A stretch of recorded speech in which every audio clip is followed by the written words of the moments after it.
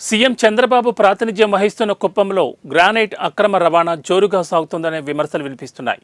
కుప్పం నుంచి గ్రామీణ రహదారుల్లో వ్యాపారులు నిత్యం తమిళనాడుకు అక్రమంగా గ్రానైట్ తరలిస్తున్నారు. అనుమతులు లేకుండా గ్రానైట్ లారీలు సరిహద్దులు దాటుతున్నా ఎవ్వరూ పట్టించుకోకపోవడంపై విమర్శలు వినిపిస్తున్నాయి.